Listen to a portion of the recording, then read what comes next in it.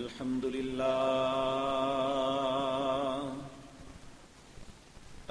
لله نحمده ونستعينه ونستغفره ونعوذ بالله من شرور أنفسنا ومن سيئات أعمالنا من يهده الله فلا مضل له ومن يضلل فلا هادي له وأشهد أن لا إله إلا الله وحده لا شريك له وأشهد أن محمدا عبده ورسوله أما بعد فإن خير الحديث كتاب الله وخير الحدي حدي محمد صلى الله عليه وسلم وشر الأمور محدثاتها وكل محدثة بدعة وكل بدعة ضلالة وكل ضلالة في النار رب اشرح لي صدري ويسر لي أمري واحلل عقدة من لساني يفقهوا قولي اللهم انفعنا بما علمتنا وعلمنا ما ينفعنا وزدنا علما رب أوزعني أن أشكر نعمتك التي أنعمت علي وعلى والدي وأن أعمل صالحا ترضاه وأصلح لي في ذريتي إني تبت إليك وإني من المسلمين أعوذ بالله السميع العليم من الشيطان الرجيم بسم الله الرحمن الرحيم الذين يجتنبون كبائر الإثم والفواحش إلا اللمم إن ربك واسع المغفرة هو أعلم بكم إذ أنشأكم من الأرض وإذ أنتم أجنة في بطون أمهاتكم فلا تزكوا أنفسكم هو أعلم بمن اتقى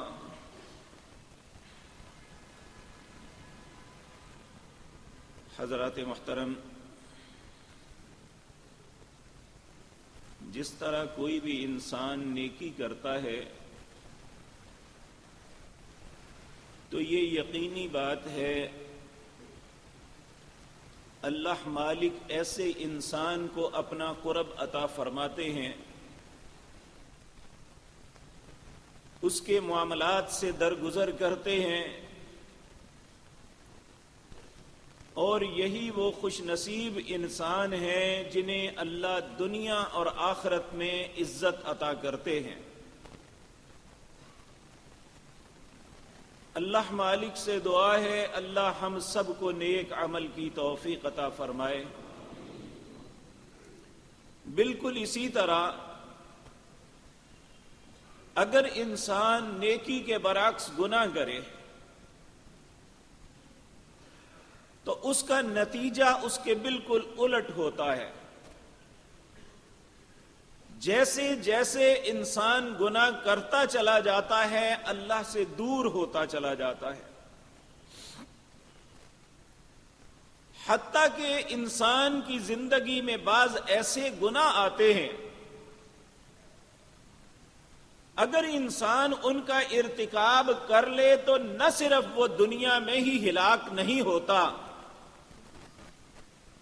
بلکہ آخرت میں بھی ہمیشہ کی بربادی اس کا مقدر میں لکھ دی جاتی ہے۔ میرے عزیز بھائیوں، وہ شخص اچھا نہیں دوست ہوتا جو صرف میٹھی بات بتائے، اگر کوئی چیز انسان کو نقصان دے سکتی ہے تو اسے بتانا یہی حقیقی دوستی ہے۔ اللہ رب العزت قرآن عزیز کے اندر جہاں بھی اہل ایمان کا تذکرہ کرتے ہیں اس کے بعد اہل کفر کا تذکرہ کرتے ہیں۔ اہل ایمان اور نیک عمل کرنے والوں کو جہاں انعامات کا تذکرہ ہے وہاں کفر کرنے والے اور گناہ کی زندگی بسر کرنے والوں کے لیے سزاؤں اور وعید کا تذکرہ بھی ہوتا ہے۔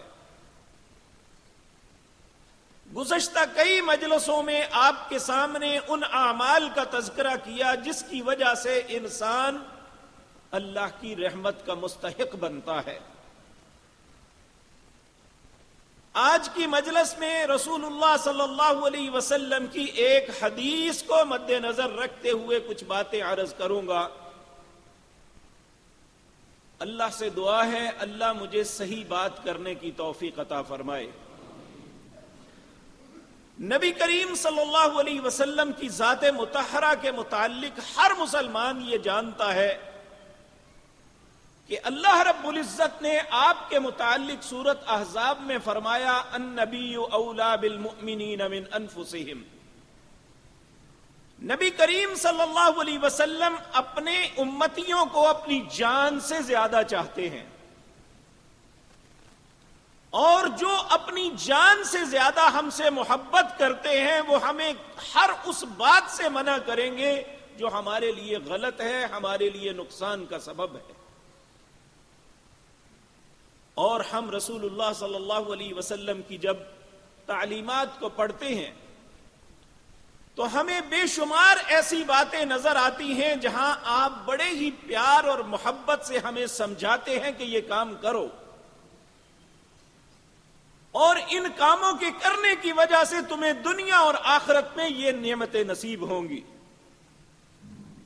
اور اسی طرح آپ بہت سی باتیں ہمیں منع کرتے ہوئے نظر آتے ہیں۔ امت کے ہر فرد کو اس بات کی تلقین فرماتے ہیں کہ ان سے بچ جاؤ، ان کے اندر تمہارے لیے ہلاکت ہے، تمہاری دنیا اور آخرت کی بربادی ہے۔ میرے عزیز بھائیو، جن باتوں سے منع کیا ہے ان میں سے 7 باتیں اس حدیث کے اندر رسول اللہ نے ہمیں تلقین فرمائی کہ یہ ہلاکت خیز ہیں، ان سے تباہی آتی ہے دنیا میں بھی اور آخرت میں، اس سے بچ جاؤ۔ صحیح بخاری حدیث نمبر 2766، صحیح مسلم کے اندر حدیث نمبر 99، نبی مکرم صلی اللہ علیہ وسلم سے روایت کرتے ہیں سیدنا ابو ہریرہ رضی اللہ تعالی عنہ۔ حضرت ابو ہریرہ کہتے ہیں عن النبی صلی اللہ علیہ وسلم، رسول اللہ صلی اللہ علیہ وسلم سے بیان کرتے ہوئے کہتے ہیں قال، آپ ہمیں ارشاد فرمانے لگے اجتنبوا السبع الموبقات، میری امت کے لوگوں جو آج موجود ہیں اور قیامت تک آنے والے ہیں، 7 ہلاکت خیز چیزوں سے ہمیشہ بچ کے رہنا۔ ان چیزوں سے اپنی زندگی میں ہمیشہ اپنے آپ کو بچانا، کیونکہ ان میں سے کسی ایک کے اندر یا کچھ کے اندر انسان پڑ گیا تو اس کی ہلاکت یقینی ہے، وہ کبھی بھی نہیں بچے گا۔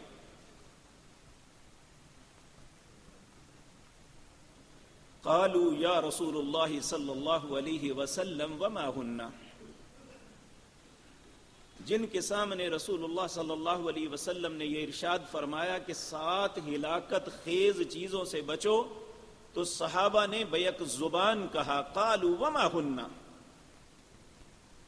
اے اللہ کے پیارے حبیب صلی اللہ علیہ وسلم وہ کون سی 7 باتیں ہیں جو انسان کو یقینی طور پہ ہلاکت میں ڈال دیتی ہیں؟ نبی کریم صلی اللہ علیہ وسلم نے فرمایا نمبر 1 الشرک باللہ، اللہ کے ساتھ شرک کرنا۔ نمبر 2 والسحر، جادو کرنا یا جادو کروانا۔ نمبر 3 وقتل النفس التي حرم اللہ الا بالحق، جس جان کو اللہ نے قتل کرنا حرام قرار دیا ہے اسے قتل کرنا۔ وَأَكْلِ الرِّبَا، سود کھانا یا سود کھلانا۔ وَأَكْلُ مَالِ الْيَتِيمِ، یتیم کا مال کھانا۔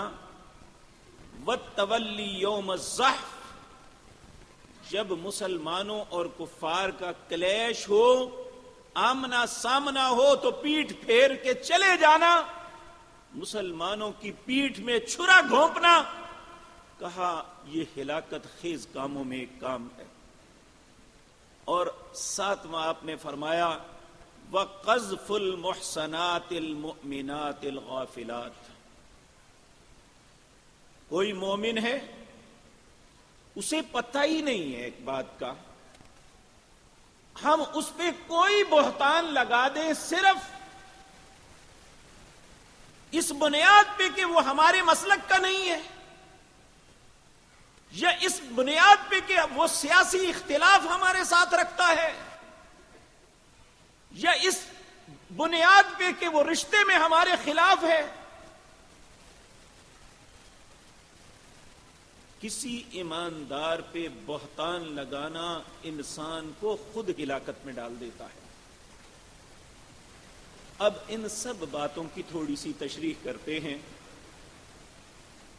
تاکہ کہنے والے کو اور سننے والوں کو یہ بات سمجھ آ جائے کہ یہ ہے چیزیں کیا اور ان سے بچنا کیسا ممکن ہے۔ سب سے پہلی بات آپ نے فرمایا الشرک باللہ، اللہ کے ساتھ شرک کیا ہے؟ یاد رکھیں ایک مسلمان کی زندگی اور اس کے عقیدے میں سب سے پہلی اور سب سے آخری بات توحید باری تعالیٰ ہے۔ یہ 3 چیزوں پہ مشتمل ہے، توحید ربوبیت،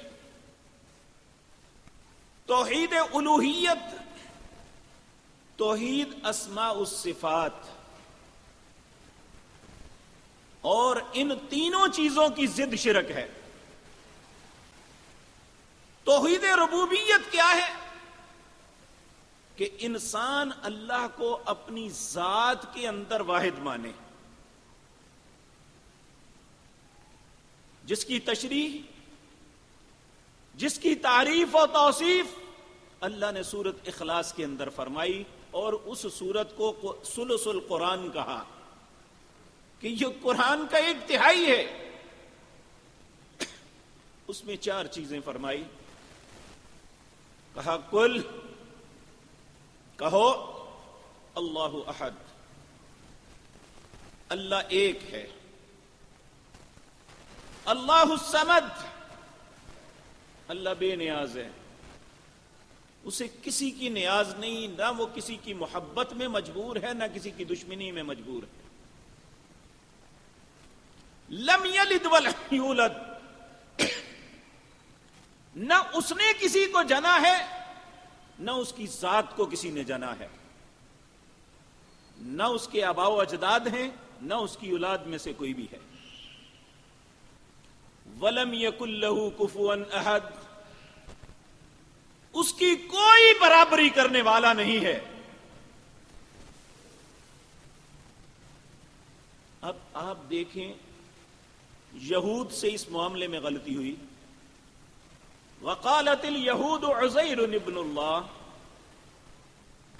یہود نے کہا عزیر اللہ کے بیٹے ہیں۔ عیسائیوں سے غلطی ہوئی، وقالت النصارى مسیح ابن اللہ، عیسائیوں نے کہا مسیح اللہ کے بیٹے ہیں، اور مشرکین مکہ نے کہا فرشتے اللہ کی بیٹیاں ہیں۔ اور میرے پیارے بھائیوں، ہم بھی کسی سے پیچھے نہیں رہے،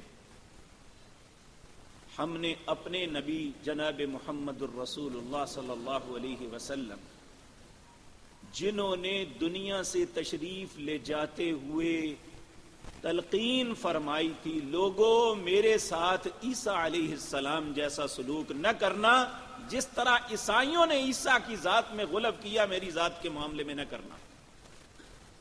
لیکن ہم باز نہ آئے، ہم نے کہہ دیا کہ نور من نور اللہ۔ اللہ کہتے ہیں مجھ سے کوئی چیز نہیں نکلی، نہ میں کسی سے نکلا ہوں۔ ہم نے کہا کہ رسول اللہ اللہ کے نور سے نکلے ہیں۔ یہ توحید ربوبیت کی ضد ہے۔ اور دوسرا توحید الوہیت ہے۔ توحید الوہیت یہ ہے کہ اللہ اپنی ذات میں واحد ہے جس کی عبادت کی جا سکتی ہے، اور ہم ہر نماز میں اس بات کا اقرار کرتے ہیں، ایاک نعبد و ایاک نستعین، اے اللہ ہم صرف تیری عبادت کرتے ہیں۔ کیا مطلب ہے اس کا؟ کہ تھوڑی سی اور کی بھی؟ صرف تیری عبادت کرتے ہیں۔ وَإِيَّاكَ نَسْتَعِينُ، اور مدد بھی صرف تجھ سے مانگتے ہیں۔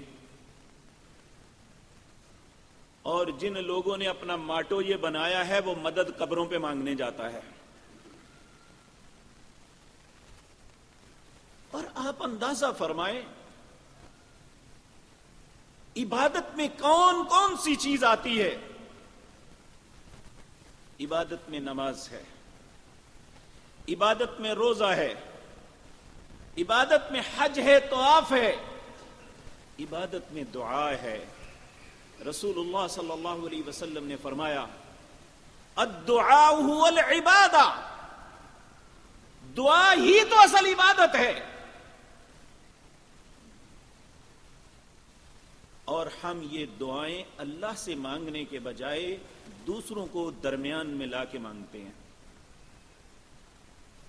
وَلَمْ يَكُنْ لَهُ كُفُوًا أَحَدٌ، جب اس کا کوئی ہمسر نہیں ہے تو کون ہے جو زبردستی اس سے منوا لے؟ حتیٰ کہ افسوسناک بات یہ ہے کہ ایک وہ شخص جو لا الہ الا اللہ محمد الرسول اللہ کہتا ہے صلی اللہ علیہ وسلم، وہ لوگوں کے سامنے ممبر پہ کھڑے ہو کے یہ لوگوں کو بتلا رہا ہے کہ فلاں فلاں پیر صاحب جو ہیں اگر ان سے کوئی مصافحہ کر لے تو اس دن اسے موت نہیں آتی۔ اللہ کہتا ہے وَلَن يُؤَخِّرَ اللَّهُ نَفْسًا إِذَا جَاءَ أَجَلُهَا، میں نے وقت لکھا ہوا ہے، جب وہ آ جاتا ہے تو ایک لمحہ تاخیر نہیں ہوتی۔ اگر مولوی سچا ہے تو اللہ،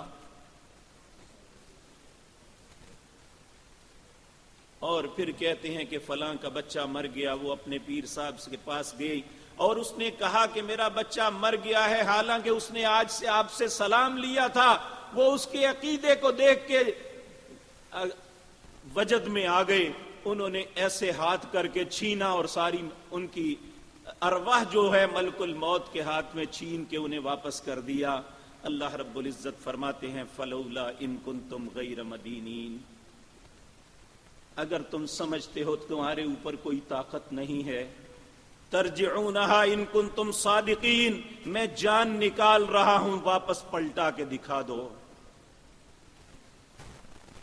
اگر یہ سب کچھ کوئی انسان کر سکتا ہے تو پھر اللہ کی کلام کو کیا کہیں گے؟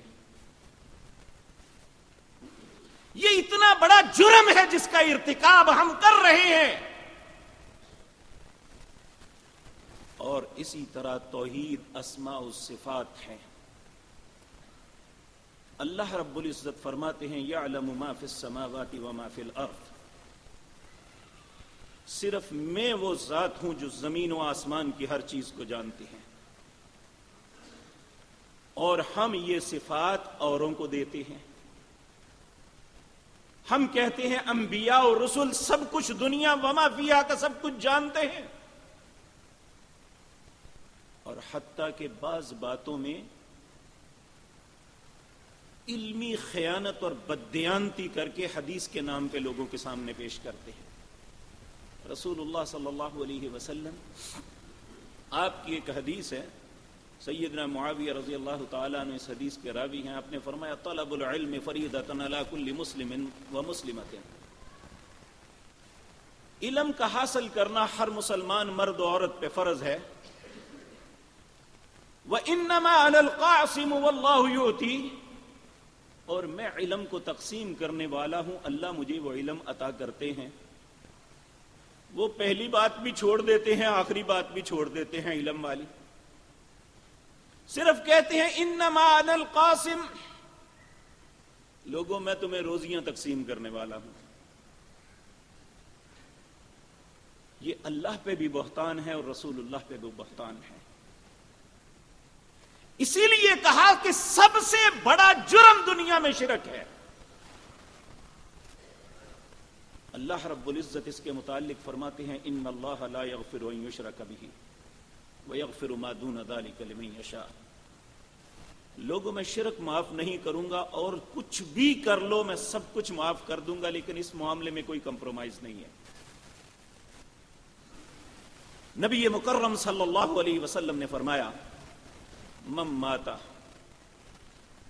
یشرک باللہ شیئا دخل النار، جو بندہ اس حالت میں مرا کہ اس نے کبھی بھی اللہ کے ساتھ شرک کیا ہے وہ ضرور جہنم میں جائے گا۔ وَمَن مَاتَ لَا تُشْرِكْ بِاللَّهِ شَيْئًا دَخَلَ الْجَنَّةَ، جو اس حالت میں مرا کہ اس نے اللہ کے ساتھ کبھی شرک نہیں کیا تھا وہ ضرور جنت میں جائے گا۔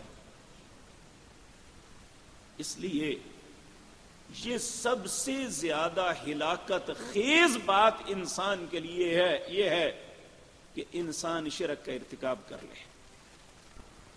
اور یاد رکھیں کبھی بھی کوئی انسان شرک کو گناہ سمجھ کے نہیں کرتا ہے، اس کی بنیاد ہمیشہ محبت اور عقیدت کی وجہ سے ہوتی ہے کہ انسان کی جو محبت اور عقیدت اپنے رب کے ساتھ ہونی چاہیے تھی وہ اوروں کے ساتھ ہو جاتی ہے۔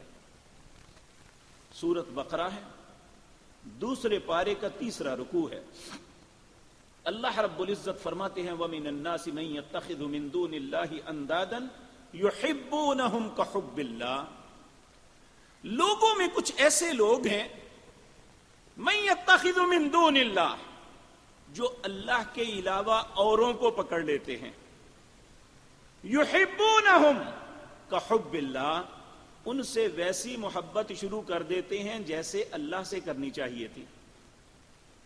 وَالَّذِينَ آمَنُوا أَشَدُّ حُبًّا لِلَّهِ، حالانکہ جو اہل ایمان ہیں ان کی سب سے زیادہ محبت صرف اللہ سے ہوتی ہے۔ وَلَوْ يَرَى الَّذِينَ ظَلَمُوا إِذْ يَرَوْنَ الْعَذَابَ، اب جس کو اللہ کی محبت پہ دوسرے کی محبت غالب آ گئی چاہے وہ نبی کیوں نہیں، اللہ اس کو ظالم سمجھتے ہیں، کیونکہ اس کائنات کے اندر سب سے زیادہ فوقیت اللہ کی ذات کو ہے۔ انبیاء کو فضیلت اور فوقیت کس نے دی ہے؟ انبیاء کو پیدا کرنے والا بھی اللہ، انبیاء کو فضیلت دینے والا بھی اللہ، انہیں نبوت اور رسالت سے نوازنے والا بھی اللہ، تو فوقیت تو اسے ہوئی جو دینے والا ہے۔ اس میں کوئی شک نہیں کہ اللہ کی ذات کے بعد سب سے زیادہ فوقیت انبیاء اور رسل کو ہے، لیکن اگر کوئی شخص اللہ کی ذات کے ساتھ موازنہ کرے مخلوق میں سے کسی عظیم پیغمبر کا تو وہ پاگل ہے، کیونکہ اللہ خالق ہیں وہ مخلوق ہیں۔ تو اللہ رب العزت فرماتے ہیں وَلَوْ يَرَى الَّذِينَ ظَلَمُوا إِذْ يَرَوْنَ الْعَذَابَ أَنَّ الْقُوَّةَ لِلَّهِ جَمِيعًا وَأَنَّ اللَّهَ شَدِيدُ الْعَذَابِ، کہ جب یہ ظالم لوگ اپنی آنکھوں سے اللہ کے عذاب کو دیکھیں گے اور انہیں اس وقت احساس ہوگا کہ ان القوۃ للہ جمیعا، ساری قوتوں کا تو اکیلا اللہ مالک ہے، وان اللہ شدید العذاب، اور اس کا عذاب بھی بڑا سخت ہے، پھر وہ جن کی تابعداری کریں گے ان کے پاس جائیں گے، جنہوں نے وعدے وعید کیے ہوئے تھے، کہ ہم تمہاری سفارش کریں گے، ہم تمہارے ساتھ چلیں گے، تم ہمارے ہاتھوں پہ بیعت کرو، ہمیں اللہ کے ہاں چھڑانے والے ہوں گے۔ استبرأ الذین اتبعوا من الذین اتبعوا ورأوا العذاب وتقطعت بهم الاسباب۔ جب وہ ان سے جا کے ان کے وعدے یاد دلائیں گے، وہ نفرت کا اظہار کریں گے، جاؤ ہمارا تمہارا کیا تعلق ہے۔ جب سارے اسباب کٹ جائیں گے تو پھر اس وقت یہ تابع دار، آج تابع داری اپنے پیر و مرشد، اپنے اللہ کے علاوہ دوسروں کے سامنے جھکنے والے، اللہ کے علاوہ دوسروں سے التجائیں کرنے والے، مرادیں مانگنے والے، پھر یہ کہیں گے استبرأ الذین اتبعوا من الذین اتبعوا ورأوا العذاب وتقطعت وقال الذین اتبعوا لو ان لنا کرہ۔ یہ تابع دار لوگ کہیں گے اللہ ایک دفعہ واپس بھیج دے ہمیں۔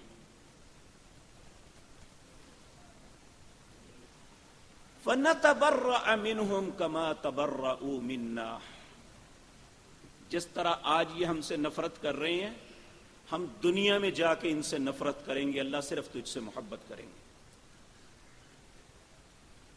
تو اللہ رب العزت انہیں ان کے اعمال صرف دکھائیں گے کہ یہ دیکھو یہ سب کچھ کیا ہے۔ وَمَا هُمْ بِخَارِجِينَ مِنَ النَّارِ، اب تمہیں کبھی بھی آگ سے نہیں نکالا جائے گا، پھر کوئی بات نہیں قبول کی جائے گی۔ اس لیے رسول اللہ صلی اللہ علیہ وسلم نے فرمایا 7 ہلاکت خیز چیزوں سے بچو، ان میں سب سے پہلی الشرک باللہ، اللہ کے ساتھ شرک کرنا ہے۔ اور جب بھی کوئی انسان یہ غلطی کرتا ہے تو گناہ سمجھ کے نہیں کرتا، بلکہ محبت اور عقیدت اور غلف کے اندر یہ سارا کچھ کرتا ہے۔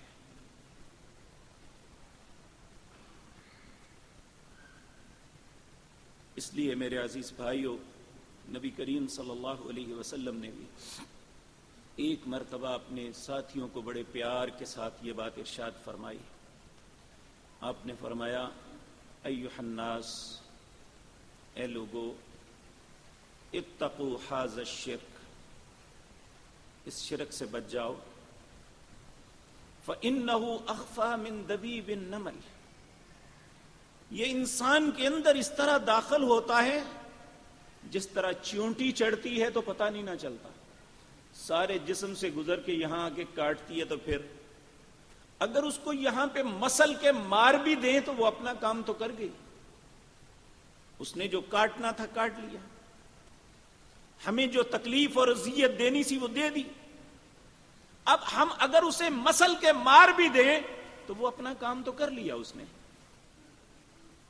اس لیے آپ نے فرمایا ایھا الناس، اے لوگو، اتقوا ھذا الشرک، اس شرک سے بچ جاؤ، فإنہ اخفی من دبیب النمل، یہ انسان کے اندر اس طرح داخل ہوتا ہے جس طرح چیونٹی۔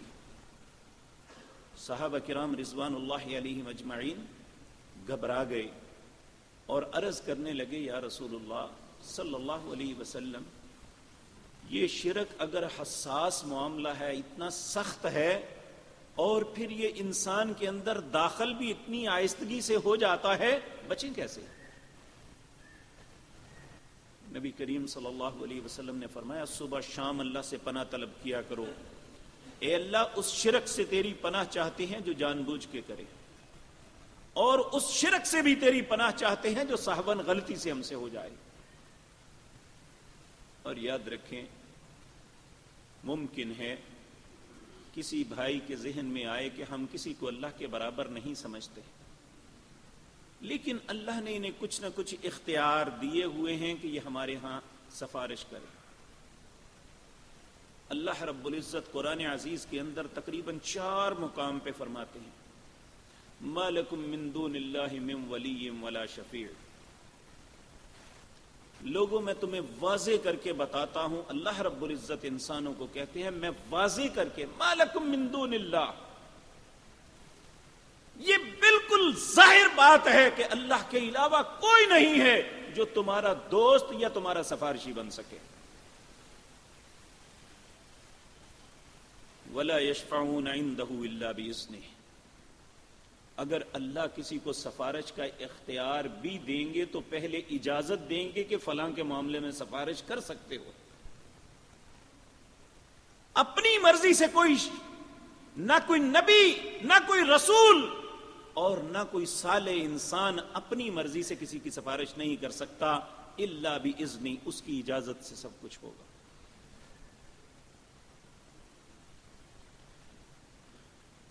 نبی کریم صلی اللہ علیہ وسلم نے جب یہ ساری باتیں اہل مکہ کو سمجھائیں تو اس کے خلاف دلیل کوئی نہیں تھی ان کے پاس.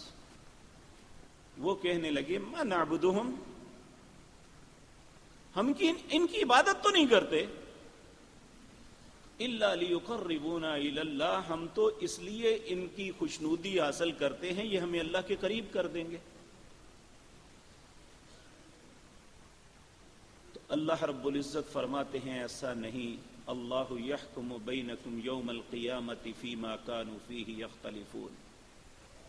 اگر دنیا میں نہیں سمجھو گے تو قیامت کے دن میں خود تمہارے درمیان فیصلہ کروں گا کہ کون سچ بولتا تھا کون جھوٹ کہتا تھا.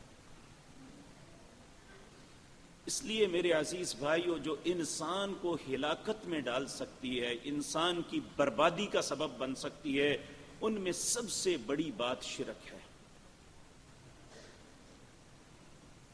نبی کریم صلی اللہ علیہ وسلم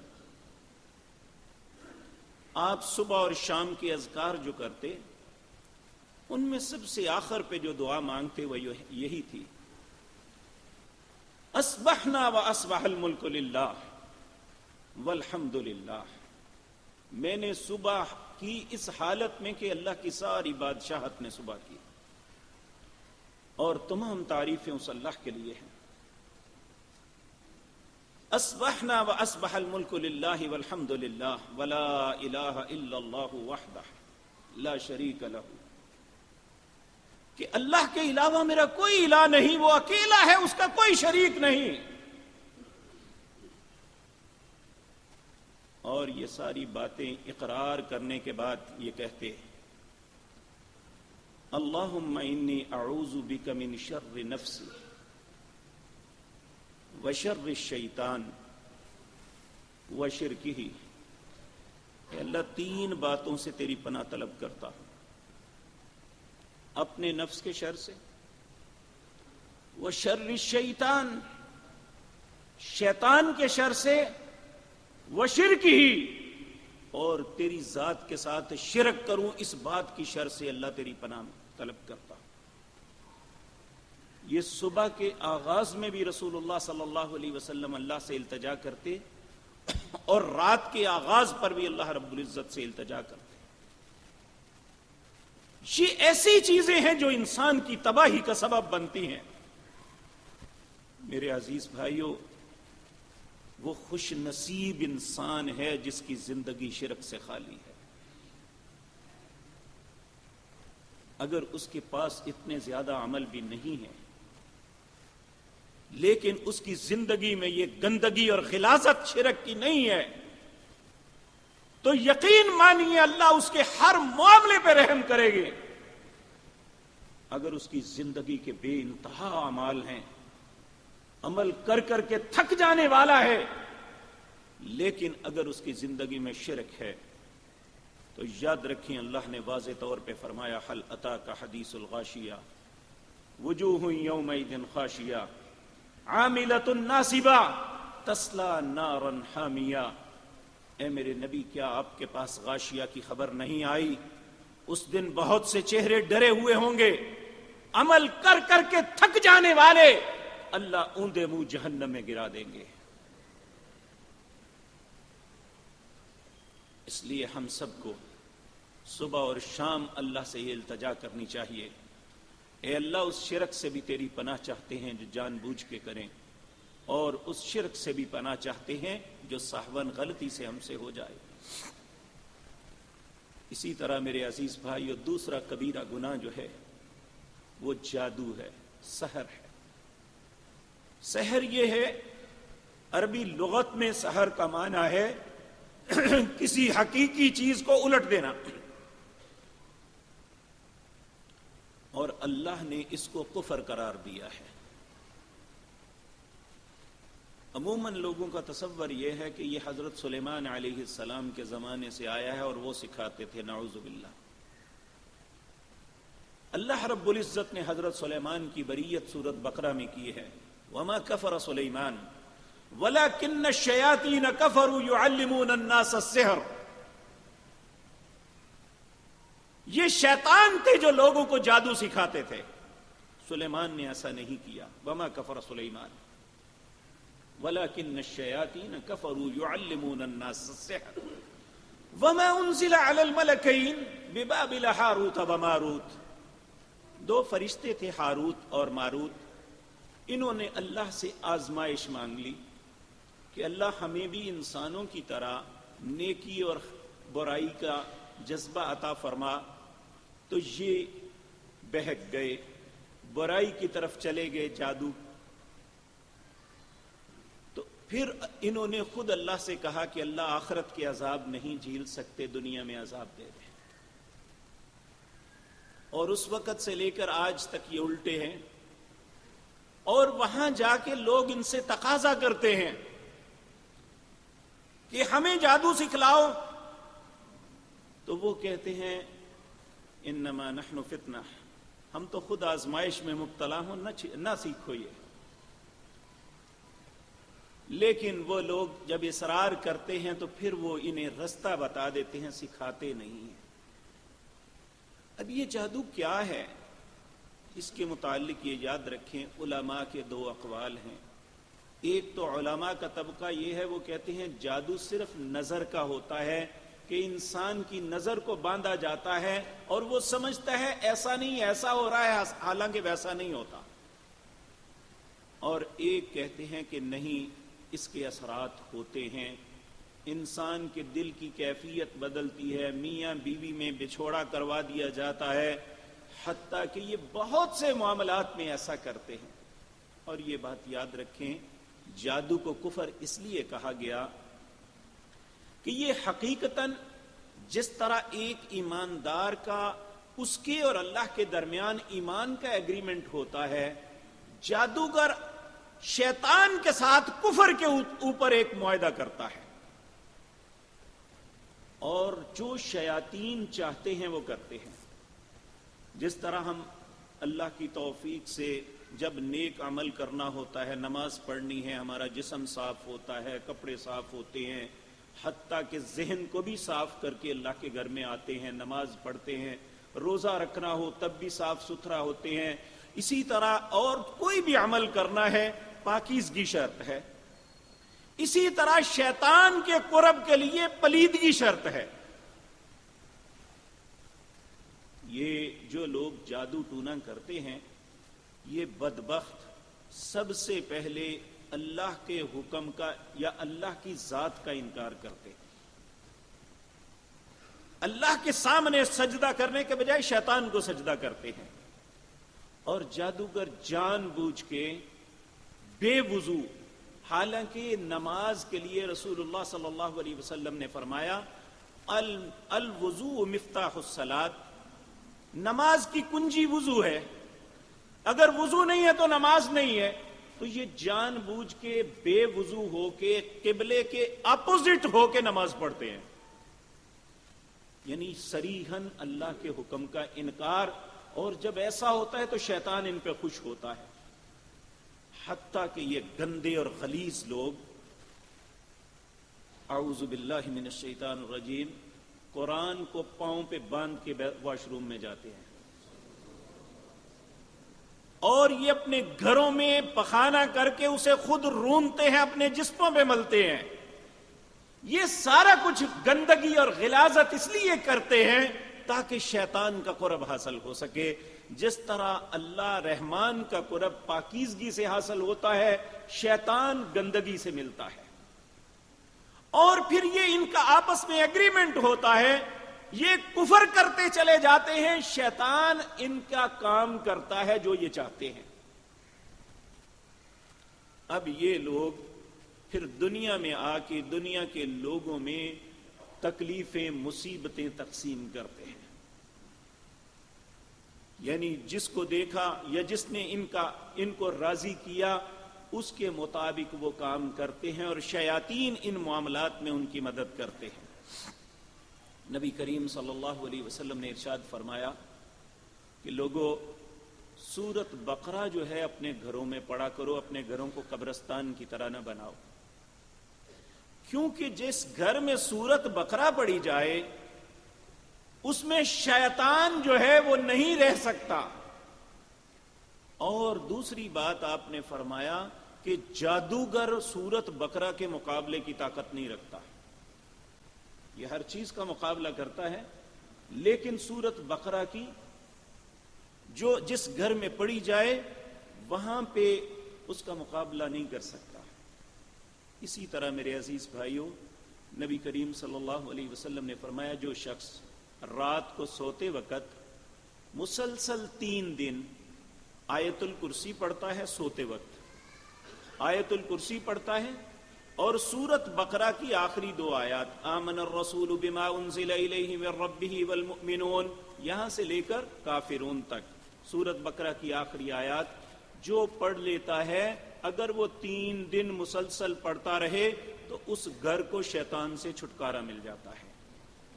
لیکن میرے عزیز بھائیوں، باوجود اس بات کے کہ ہم مسلمان ہیں، اپنے دل میں اچھے جذبات رکھتے ہیں، لیکن دین کے ان امور میں ہم سے کوتاہی ہو رہی ہے، جس کی وجہ سے شیاطین ہم پہ مسلط رہتے ہیں۔ نبی کریم صلی اللہ علیہ وسلم نے فرمایا جب تم بیت الخلاء میں جاؤ کہو اعوذ باللہ من الشیطان الرجیم، بسم اللہ اللہم انی اعوذ بک من الخبث والخبائث۔ بسم اللہ آپ نے فرمایا پتہ کیوں کرتے ہو؟ شیطان جب تم کپڑے اتارتے ہو تو تمہیں دیکھتے ہیں، حتیٰ کہ بعض اوقات تمہاری شرمگاہوں سے کھیلتے ہیں۔ جب تم بسم اللہ پڑھ لیتے ہو اللہ ان کے اور تمہارے درمیان پردہ حائل کر دیتے ہیں، اور جب یہ کہتے ہو اللہم انی اعوذ بک من الخبث والخبائث، اے اللہ ہر قسم کے شیطان، جن اور جنی سے محفوظ فرما، چونکہ اس وقت انسان بے وضو ہوتا ہے اور پلیدگی کی حالت میں ہوتا ہے، پیشاب یا پخانہ کر رہا ہوتا ہے، تو شیاطین اس پہ حملہ آور ہو سکتے ہیں۔ جب وہ اللہ سے پناہ طلب کر لیتا ہے تو شیطان کے شر سے اللہ اسے محفوظ کر دیتے ہیں۔ اور جو شخص جتنا پاکیزہ رہے گا اتنا ان چیزوں سے بچتا رہے گا۔ لیکن یہ یاد رکھیں کہ اللہ نے دنیا کو دکھانے کے لیے ایسا معاملہ کیا کہ لوگ سمجھیں کہ یہ وار کسی بھی وقت ہم پہ ہو سکتا ہے۔ جس طرح رسول اللہ صلی اللہ علیہ وسلم آپ پر ایک یہودی لبید بن عاصم نے جو ہے جادو کیا تھا، اور آپ کو اس کی بڑی اذیت اور تکلیف تھی، تو آپ ایک دن سوئے ہوئے تھے تو اٹھے تو کہنے لگے عائشہ میرے پاس 2 شخص آئے، وہ اللہ کے فرشتے تھے، ایک میرے سرانے کھڑا ہوا، ایک میرے پاؤں کی طرف کھڑا ہوا، کہنے لگا کہ ان صاحب کو کیا ہے؟ دوسرا کہنے لگا ان پہ جادو ہوا ہے، اور اس نے کہا ہے کیا جادو ہوا ہے، کس نے کیا ہے؟ تو اس نے بتایا وہ لبید بن عاصم یہودی نے انہیں جادو کیا ہے، اور فلاں زروا نامی ایک کنویں کے اندر اسے دبایا ہے، ایک کنگھی پہ بالوں کو رسول اللہ کے بال حاصل کیے گئے اور ان کو گریں باندھی گئی، اور ایک کنگھی کے اندر باندھ کے کھجور کی چھال میں بند کر کے ایک جگہ چھپا دیا گیا۔ نبی کریم صلی اللہ علیہ وسلم صبح صحابہ کو ساتھ لے کے گئے، آپ جا کے خوف زدہ ہو کے واپس آ گئے، صحیح بخاری کے اندر روایت ہے۔ واپس آ گئے تو اماں جی نے پوچھا یا رسول اللہ آپ نکال رہے ہیں؟ آپ نے فرمایا نہیں عائشہ، اس کنویں کا پانی خون کی طرح سرخ تھا، اور اس کے گرد جو کھجوریں تھی ان کے سرے جو ہے شیطان کے سر جیسے بن گئے ہیں۔ تو انہوں نے کہا یا رسول اللہ آپ انہیں نکالیں جس طرح بھی ہے۔ نبی کریم صلی اللہ علیہ وسلم پھر تشریف لے گئے، اور یا ایک حدیث میں آتا ہے سیدنا علی کو بھیجا، انہوں نے نکالا اور اس کی گریں کھول کے پھر اسے زمین کے اندر دبا دیا گیا، جس سے آپ پہ اثرات ختم ہوئے۔ اور جبریل نے آپ کو 2 چیزیں سکھائی جادو سے بچنے کے لیے، ایک تو وہ دم جو رسول اللہ صلی اللہ علیہ وسلم کو سکھایا گیا وہ تھا بسم اللہ ارقی کا من کل شیء یوزی کا من شر کل نفس او عین حاسد اللہ یشفی کا. میں اللہ کے نام کے ساتھ تمہیں دم کرتا ہوں ہر اس چیز پہ جو تمہیں ایذا دے. من شر کل نفس ہر برے نفس کے شر سے، او عین حاسد ہر حسد کرنے والی آنکھ سے، اللہ یشفی کا اللہ تمہیں شفا عطا فرمائے.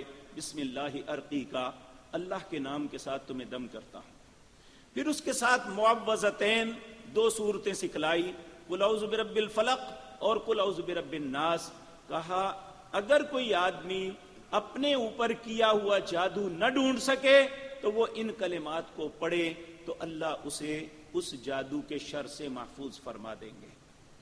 تو یہ جو ہے جادو کوئی شخص کرتا ہے یا کوئی شخص کسی کے لیے کرواتا ہے، جس طرح کہ ہم اپنی خاندانی زندگی کے اندر اگر ہمارا کسی کے ساتھ کلیش ہو جاتا ہے، حالانکہ وہ رشتے میں ہمارا قریبی ہے، تو ہم اس کفر کا ارتکاب کرتے ہیں، پیسے پلے سے دے کے کسی جادوگر کے پاس جا کے اسے اذیت دینے کی کوشش کرتے ہیں.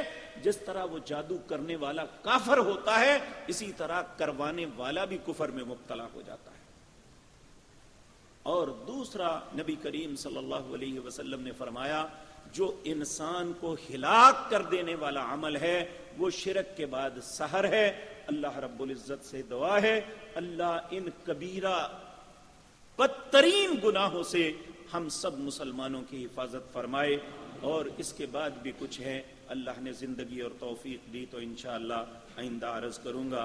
اقول قولی ھذا واستغفر اللہ.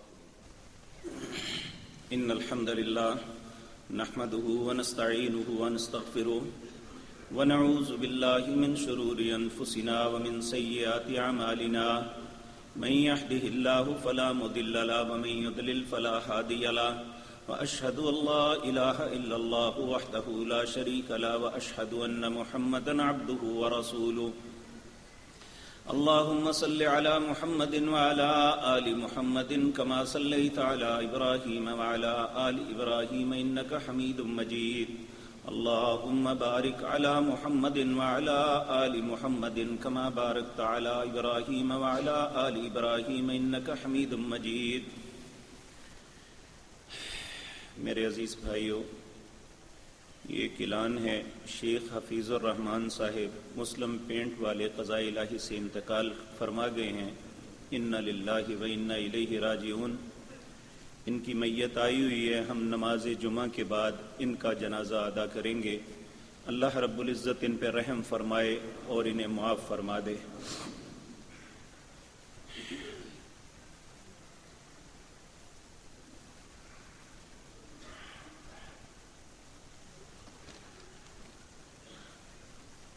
ایک بھائی نے کہا ہے کہ پچھلے دنوں میرے ایک رشتہ دار حافظ آباد میں محمد اسلم صاحب وفات پا گئے ہیں، ان کے لیے دعا کریں اللہ رب العزت ان کی مغفرت فرمائے. ایک بھائی نے کہا ہے کہ میری بھانجی فاطمہ میموریل اسپتال میں زندگی موت کی کشمکش میں ہے، اللہ اس بیٹی پر، اس بہن پر رحم فرمائے. ایک بھائی نے کہا ہے کہ میرا دوست محمد زہیب جو کہ 9 کا طالب علم ہے، شدید بیمار ہیں، اللہ اس بیٹے کو صحت کاملہ عاجلہ عطا فرمائے. اور بھی کچھ ساتھیوں نے اپنے معاملات، اپنی حاجتوں کا تذکرہ کیا ہے. اللہ رب العزت سب کی حاجتوں کو پورا فرمائے. اللہ مالک سب بیماروں کو شفائے کاملہ عاجلہ عطا فرمائے. ایک عورت محرم کے ساتھ کچھ عورتوں کا گروپ کی شکل میں عمرے کے لیے جانے کے متعلق کیا حکم ہے؟ دیکھیں، ہر عورت کا اپنا محرم ہونا چاہیے. دوسرے کے محرم کے ساتھ جانا یا گروپ بنانا یہ کسی صورت درست نہیں. یہ عمرہ پیکج والے کہتے ہیں آپ ہمیں رقم دیں، ہم آپ کا محرم بنا دیں گے. دیکھیں، نیکی کی بنیاد اگر جھوٹ پہ ہوگی تو اس نیکی کا کیا بنے گا؟ کیونکہ وہ لوگ کاروباری ہیں اور وہ لوگ جو ہیں کسی نہ کسی شخص کو خالو، ماموں، چچا بھانجا بتیجا بنا کے ساتھ اٹیچ کر دیتے ہیں، حقیقتاً وہ نہیں ہوتا۔ تو اس لیے یہ ہم ویزا لگوانے کے لیے سعودی ایمبیسی کو یا اپنی حکومت کو دھوکہ تو دے سکتے ہیں، لیکن اللہ کو دھوکہ نہیں دے سکتے۔ کسی میری ماں بہن کو ایسا نہیں کرنا چاہیے کہ وہ کسی غیر کے ساتھ عمرہ یا حج کے لیے جائے، کیونکہ تجربے سے بھی یہ بات سامنے آئی ہے، جن خواتین کے محرم ساتھ نہیں ہوتے ان کے ساتھ جو سلوک اور جو معاملہ ان کے ساتھ ہوتا ہے، اللہ رب العزت ایسی تذلیل سے ہماری ہر ماں بہن اور بیٹی کو بچائے۔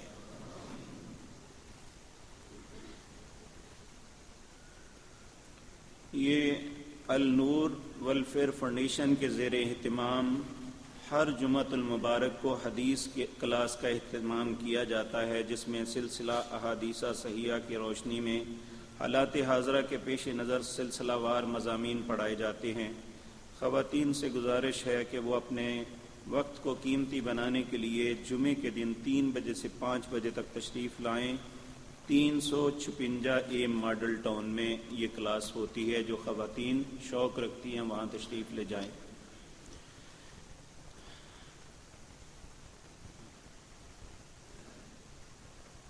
ایک بھائی نے پوچھا ہے، نبی کریم صلی اللہ علیہ وسلم نے خالی پیٹ پانی پینے سے منع فرمایا، اگر فرمایا تو حوالہ دیں۔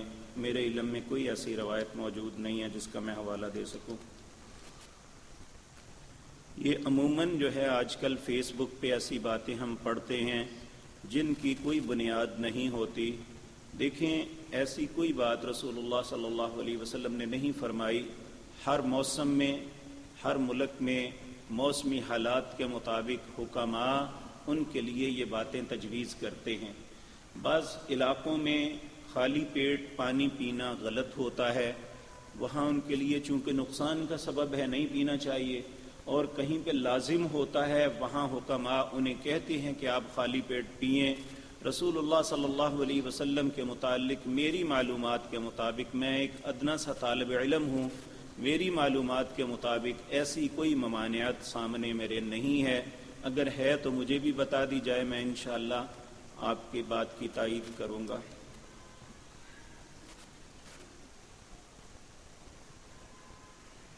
ایک بھائی نے کہا ہے کہ میرا سوال ہے، تقدیر کیا ہے؟ اگر سب کچھ لکھا لکھایا ہے تو ہم اپنا اعمال کے ذمہ دار کیسے ہیں؟ میرے بھائی، میں کئی دفعہ یہ بات عرض کر چکا ہوں کہ تقدیر یہ ہے کہ جو کچھ آپ نے کرنا ہے وہ اللہ کے علم میں ہے اور اللہ نے اس کو لکھا ہوا ہے۔ یہ نہیں کہ ہمیں پابند کیا ہے کہ لکھے ہوئے کے مطابق ہم نے کرنا ہے۔ ہم نے جو آج کرنا ہے، جو 10 سال بعد کرنا ہے، وہ اللہ کو علم ہے۔ ہم نے اگر اچھا کرنا ہے تب، اگر برا کرنا ہے تب۔ تو اس لیے ایسی کوئی بات نہیں۔ یہ بعض گمراہ فرقوں کا یہ عقیدہ تھا کہ یہ سب کچھ لکھا لکھایا ہے تو ہمارا کیا قصور، ہمیں کوئی پابندی نہیں، ہم جو مرضی کریں، جو اللہ کی مرضی تھی وہ ہم نے کیا، اس لیے ہمیں وہ کیسے پوچھ سکتا ہے؟ ہم اللہ کے پابند ہیں، اللہ ہمارے پابند نہیں ہیں۔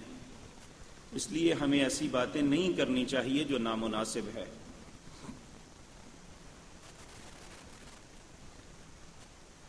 ایک بھائی نے سب نمازیوں سے التماس کی ہے کہ ہم جمعے کی نماز کے بعد جب سنن ادا کرتے ہیں تو لوگ اس بات کا دھیان نہیں دیتے، وہ آگے سے گزر کے چلے جاتے ہیں۔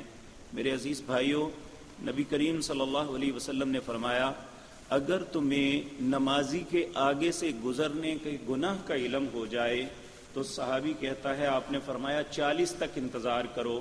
صحابی کہتا ہے، میں بھول گیا ہوں کہ آپ نے 40 ساعتیں، 40 لمحے کہا تھا، 40 دن کہا تھا یا 40 مہینے کہا تھا۔